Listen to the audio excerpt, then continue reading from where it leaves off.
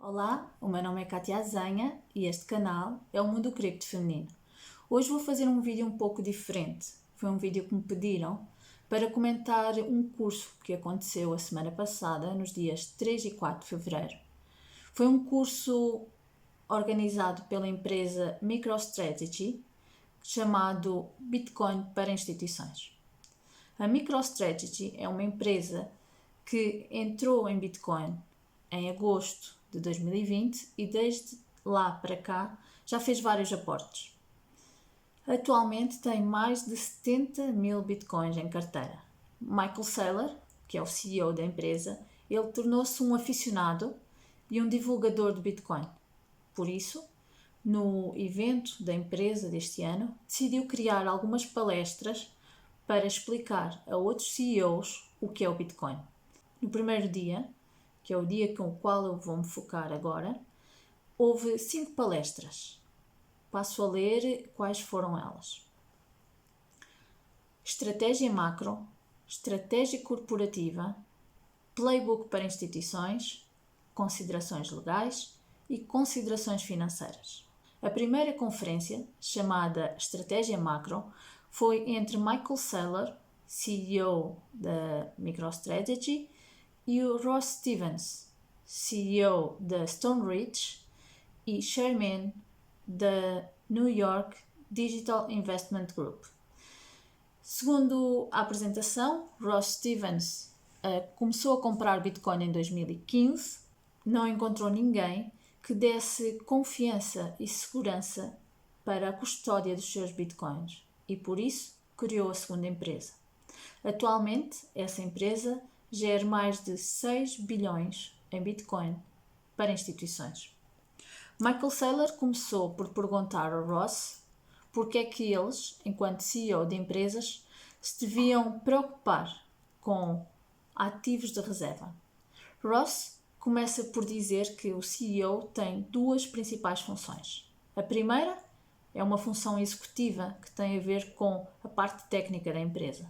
A segunda, que segundo Ross é a mais importante, tem a ver com a alocação de capital. Um CEO deve saber onde colocar o seu dinheiro, transformar o capital em um ativo ilíquido e voltar a trocá-lo por um ativo líquido, sempre que necessário.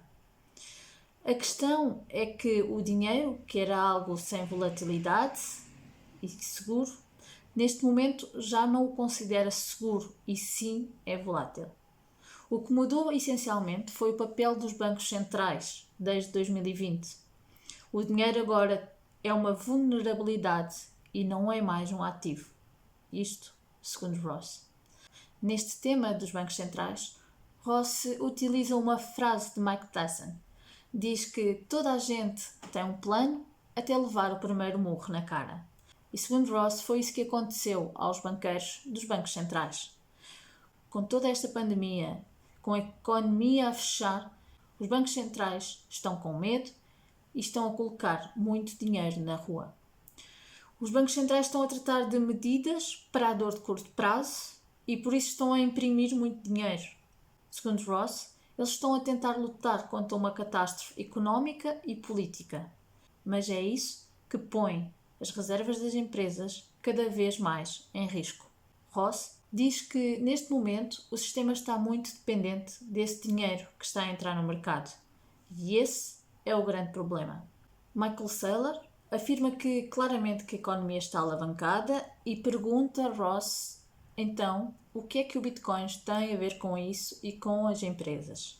Ross começa por dizer que aprender sobre Bitcoin é o mesmo que aprender uma língua estrangeira. Quando se muda para a Espanha ou para a França, em vez de pensar em espanhol ou em francês, começa-se a pensar em inglês, ou no nosso caso, em português, e só depois traduzimos para essa língua. No entanto, com o passar do tempo, já não pensamos mais em português, mas pensamos diretamente nessa língua. E foi o que lhe aconteceu a ele. Primeiro, pensava em dólares e Bitcoin, mas que agora já só pensa em Bitcoin. Segundo ele, o Bitcoin não é volátil. O que é volátil é o dinheiro fiat, que está a desvalorizar. As coisas estão-se a tornar cada vez mais caras em fiat, mas estão a tornar-se cada vez mais baratas em Bitcoin. Há duas perguntas que Ross deixa no ar, que é: o que é o dinheiro e porquê é que o Bitcoin é um excelente dinheiro? As pessoas pensam que é fácil distinguir o que é dinheiro do que não é, mas ao longo das histórias existiram diferentes dinheiros, no plural, como ele muito referiu. E sempre houve dinheiro bom e dinheiro mau. Nunca houve apenas um dinheiro e um dinheiro que fosse melhor que todos. Sempre houve vulnerabilidade em todos os dinheiros. Nenhum dinheiro dura ou vai durar para sempre, nem mesmo Bitcoin. O que se espera é que um dinheiro dure o suficiente para conservar o seu valor ao longo do tempo e permitir ter acesso no futuro àquilo que se deseja. Existem duas propriedades que o dinheiro deve ter: vendabilidade pelo tempo e pelo espaço. Pelo tempo significa que deve preservar o seu valor ao longo do tempo. E isso não tem acontecido nem com o dólar, nem com o euro, nem com outros dinheiros fiat. Fiat tem desvalorizado ao longo do tempo quase todo o seu valor. Em relação à prata e ao ouro, isso não tem acontecido, porque mantém as suas características ao longo do tempo. No entanto, há duas diferenças entre o ouro e Bitcoin. A questão é que ouro tem inflação de cerca de 2% ao ano, o que não acontece com o Bitcoin. O Bitcoin, pelo contrário, vai diminuindo a sua oferta no mercado e, por isso, segundo ele, Bitcoin vai valer muito mais do que o ouro. E, segundo Ross, Bitcoin é a primeira reserva de valor em que a oferta não é impactada pela procura. Tal como ele explica, se o ouro subir muito, os mineradores vão contratar mais pessoas, vão acordar mais cedo e vão tentar encontrar mais ouro. Isso vai aumentar a oferta e o preço vai reduzir. Pelo contrário, isso não é possível com o Bitcoin. Mesmo que exista muita procura, a mineração vai continuar a mesma. E isso, segundo ele, e eu concordo com ele, é incrível. Bitcoin é melhor, assim, a ser ouro do que o próprio ouro, porque tem mais vendabilidade através do tempo. Vendabilidade através do espaço significa ser possível transportar facilmente pelo espaço. O ouro enfrenta aqui um problema. Em relação ao fiat, Ross explica que existe um mau entendimento sobre o que acontece de verdade. Segundo ele, as pessoas dizem que Bitcoin é mais lento do que o dinheiro fiat, o que é errado. É importante, segundo Ross, comparar maçãs com maçãs e não comparar uma coisa com outra. Quando se fala em envio internacional, o dinheiro só chega em alguns dias, 1, 2, 3 dias. E se falarmos em alguns países, pode demorar até um mês. Quando se fala em pagamentos, temos que falar em acordo final. Ou seja, quando se faz um pagamento via cartão de crédito ou débito, nós pensamos que o dinheiro chegou ao outro lado, mas não é verdade.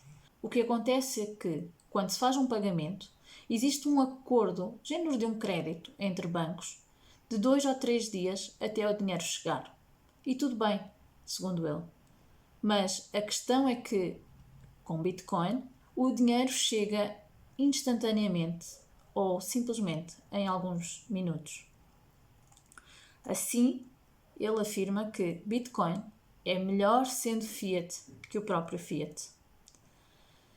Bitcoin é o melhor dinheiro que nós temos agora e é o melhor dinheiro que já alguma vez tivemos. E é por isso que as reservas das empresas de Ross estão em Bitcoin. Segundo ele, isso vai lhe trazer vantagens competitivas no longo prazo. Voltando à função do CEO, Ross diz que, nos próximos 10 anos, a maior questão que os CEOs vão enfrentar é se põem ou não dinheiro em Bitcoin. E se não colocarem, vão ter que enfrentar as consequências disso mesmo. Depois dessa conversa, ele referiu que, quando abriu a empresa em 2017, procurava outras empresas para serem seus clientes, mas que ninguém se interessava. Em 2020, tudo mudou. A verdade é que existe agora uma grande procura sobre o Bitcoin. Passaram de 25 clientes para 280. Segundo Ross, todo tipo de instituições estão a entrar em Bitcoins. Instituições públicas, privadas, fundos, empresas de seguros de vida e mesmo investidores mais conservadores. E, segundo ele, muito dinheiro está a entrar em Bitcoin. E ninguém lhe contou. Ele próprio o vê através dos seus próprios clientes. Mas estas empresas querem muito mais do que pôr dinheiro em Bitcoin.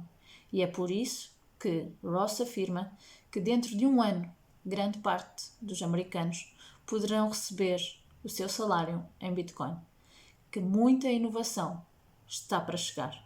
Outro fator curioso é que, dos seus clientes, todas as empresas que investiram em Bitcoin, ninguém retirou o seu investimento. O máximo que fizeram foi manter a sua posição ou investir mais dinheiro. Para Ross, existem duas fases do Bitcoin.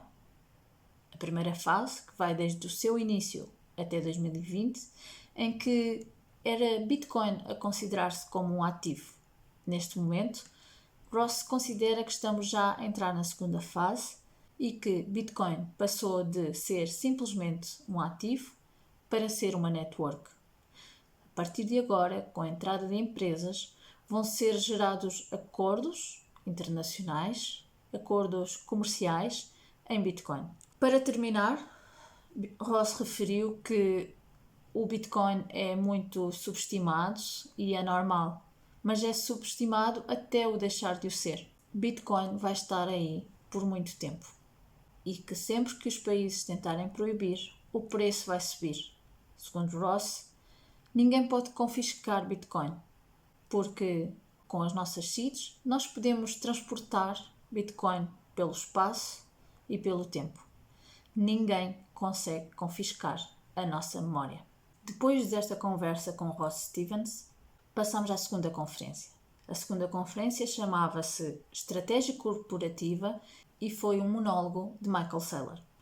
Michael Saylor referiu que a economia está alavancada e que assim vai continuar, que durante os próximos anos os bancos centrais vão continuar a imprimir dinheiro e isso só vai desvalorizar mais a moeda fiat. Michael Saylor referiu então Bitcoin como sendo o ouro digital e é por isso que, segundo ele, vai haver um fluxo de dinheiro a entrar. Refere que o dinheiro fiat é um dinheiro fraco e que Bitcoin é um dinheiro forte. Segundo ele, o ouro digital não só é mais forte, como é mais rápido e mais inteligente. Depois, referiu Bitcoin como uma network monetária. E, segundo ele, essa é mais interessante para qualquer empresa, seja uma empresa de capital ou uma empresa técnica. Depois, Michael Saylor dá um exemplo que eu acho fantástico para que as empresas entendam Bitcoin.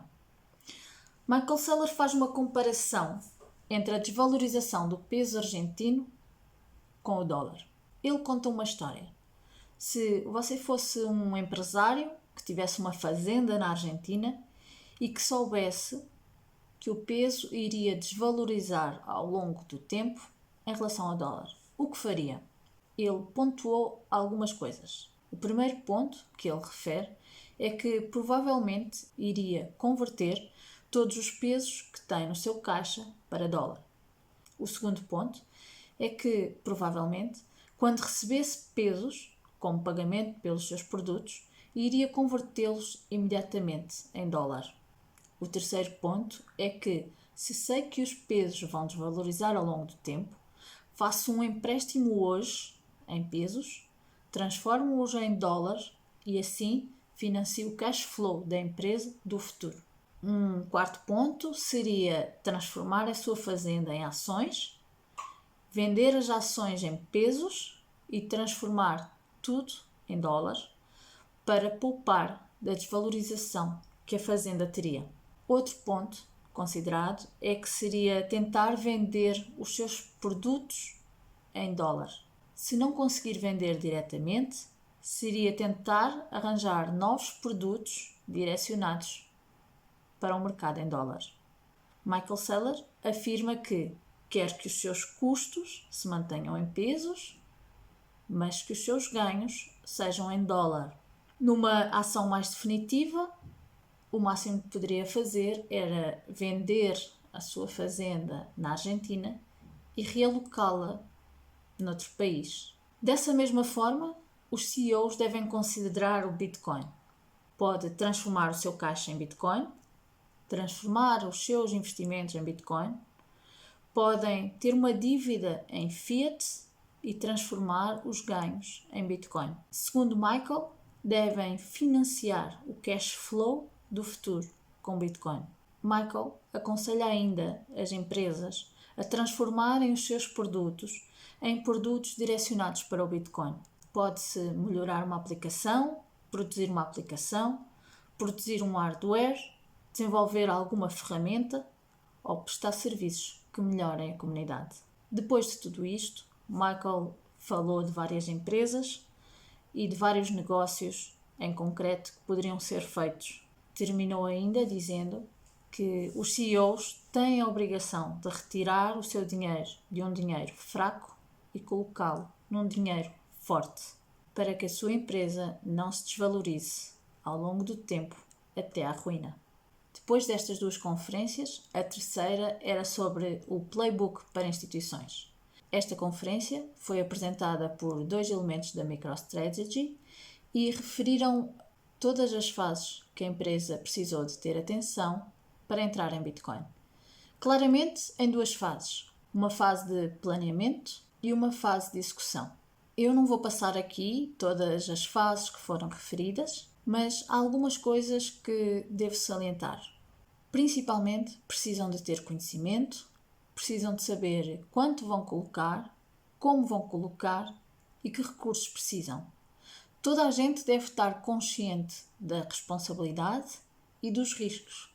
Aconselham também que as instituições tenham consultores legais e financeiros para ajudar nesta tarefa. Depois de explicar as várias fases, seja de planeamento, seja de execução, disponibilizaram 7 documentos que explicam passo por passo tudo o que as instituições precisam de saber para entrar em Bitcoin. A quarta conferência foram considerações legais. Não vou referir aqui a informação dada, porque são coisas muito específicas dos Estados Unidos, não vai acrescentar nada para quem me está a ver. A quinta conferência são considerações financeiras. Esta conferência foi com o presidente da MicroStrategy e 2 elementos da Deloitte. A Deloitte, para quem não me conhece, é uma empresa internacional de consultoria e finanças. Segundo os consultores, nos últimos 12 meses tem havido muito interesse em Bitcoin, essencialmente porque o mercado tradicional não tem trazido os retornos necessários. As pessoas agora estão mais confortáveis em comprar e guardar Bitcoin. Mas, segundo eles, as empresas não estão a querer simplesmente comprar Bitcoin. Estão também a ponderar receber pelos seus produtos, pelos seus serviços em Bitcoin. E isso é relevante para o que está por vir. Muitas empresas estão interessadas em adaptar também os seus negócios à blockchain e estão interessadas em saber como é que podem aproveitar essa tecnologia para os seus negócios. Uma revelação que eles fizeram é que muitas empresas já têm Bitcoin nas suas carteiras, mas que antigamente era apenas uma pequena percentagem e eles não queriam que se soubesse. Por ser pouca importância, acabava por passar despercebido.